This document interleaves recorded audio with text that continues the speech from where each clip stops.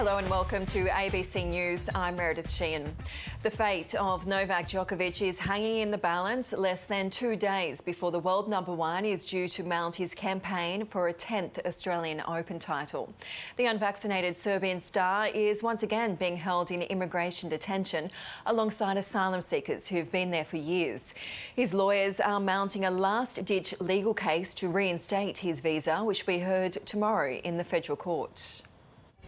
Swapping the bright lights of centre court for a media scrum outside immigration detention. Free, free.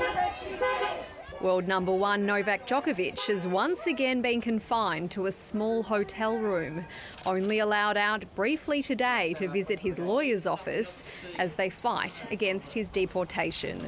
The federal government cancelled the Serbian's visa for a second time late yesterday on grounds of public interest. The question is, has the government made this policy on the run? Court documents reveal Immigration Minister Alex Hawke revoked the unvaccinated tennis player's visa despite accepting that Mr Djokovic poses a negligible individual risk of transmitting COVID-19 to other persons. Instead, claiming his ongoing presence in Australia may lead to an increase in anti-vaccination sentiment, potentially leading to an increase in civil unrest.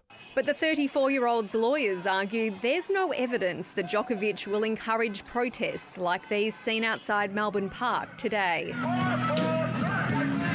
Instead, they point to an opinion poll in a Melbourne newspaper as proof he has the public's support. This has been a great embarrassment for Australia. It's one that could have been avoided. As Djokovic remains confined here at the Park Hotel in Melbourne, his visa saga is not only overshadowing his lead-up to the Grand Slam, but the entire event. You know, it was up to him, his choices, his judgment, and, you know, here we are. Tennis keep going, and Australian Open is much more important than any player. He had a visa, right? So I don't think he would have travelled here just by luck without him thinking that he would be able to play. Some frustrated by the distraction. I just want it obviously to get resolved.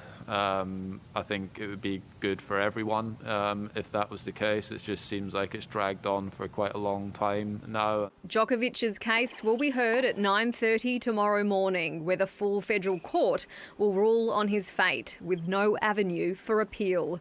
Amelia Terzon, ABC News, Melbourne. The ruling has sent another wave of fury through Novak Djokovic's homeland of Serbia. Its president is questioning the motive behind the move, accusing Australia of harassing and mistreating the star player. Europe correspondent Isabella Higgins reports from Serbia's capital, Belgrade. An icy message from one leader to another. The Serbian president lashing out after Novak Djokovic's visa was revoked for a second time.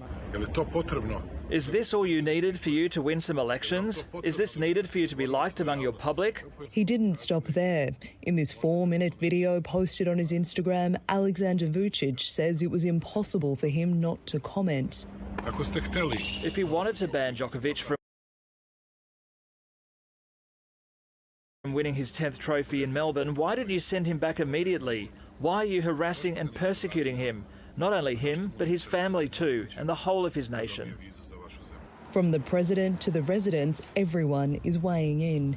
Here in Serbia, Djokovic is a national hero, and many are standing behind him. I'm revolted. I'm angry because I didn't expect them to treat the best tennis player like this. For Serbs, Australia no longer exists. If one has a cousin or brother there, they should cut ties with them. They're out of their minds. For many, the decision feels like an attack on their country. Those closest to him claim his fight is about justice and freedom. This situation reminds us on somebody who is like, I don't know, like Nelson Mandela or maybe Mahatma Gandhi, the guys who really suffer so much for their freedom. Emotions run deep, and so do the accusations, one of which includes a claim the tennis star produced a fake PCR test to get into Australia. But health officials here contest that, saying they've analysed the form. The document is absolutely correct and truthful. With less than 50% of the country fully vaccinated, Serbia has one of the lowest immunisation rates in Europe, leaving health officials to tread a fine line. Honestly, I am very sorry that Novak is not vaccinated, but at the same time, I defend his free will. This drawn-out saga has turned a vaccine sceptic into a victim, at least in the eyes of many here in Serbia. If Djokovic is deported, he could be barred from entering Australia for 3 years. That could cause the country to become a public enemy here in Serbia. Isabella Higgins, ABC News, Belgrade. Tennis Australia's Thanasi Kokkinakis has thrilled his hometown crowd, winning his maiden ATP Tour title in Adelaide. Kokkinakis triumphed against French world number 58 after Rinderknecht in a 3-set nail-biter.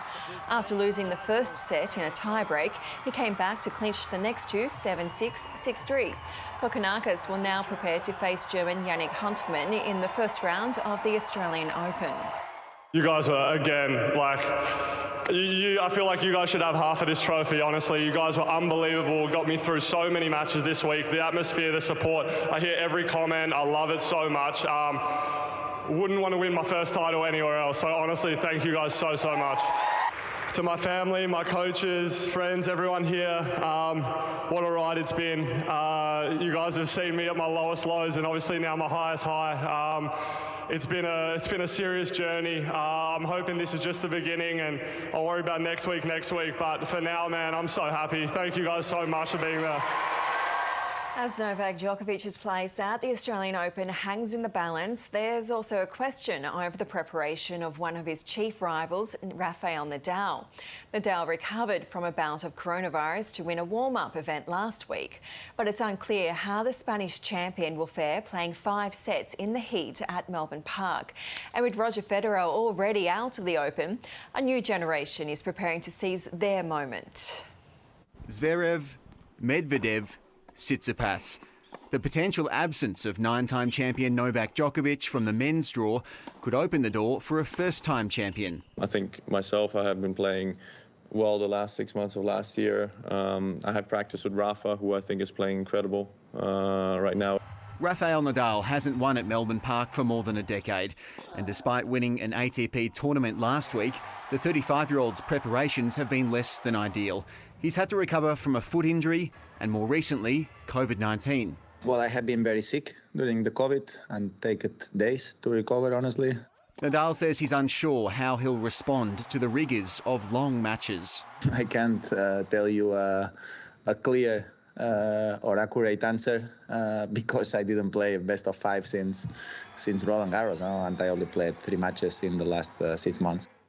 Australia's top-ranked men's player Alex de Minaur also fell ill with COVID-19 last year, with his form and rankings sliding as he struggled to fully recover. But recent performances in the ATP Cup show the Demon is back in contention. Being able to come out of the blocks playing exactly the type of tennis that I want to be playing. So very, very good start to the year. In the women's draw, the defending champions' preparations have also been under a cloud. Naomi Osaka's performances at the Tokyo Olympics and the US Open were subpar. Her biggest competition, Ash Barty. Just chomping the bit to get after it. Barty enters the tournament as the top seed as she attempts to become the first Australian woman to hold the trophy since 1978. I can't do any more than I can try. That's all I can do, and if it doesn't happen, it doesn't happen. I just have to hope that everyone understands that I'm giving it my best crack. Barty opens her campaign against Ukrainian qualifier Lesia Serenko. Tom Maddox, ABC News.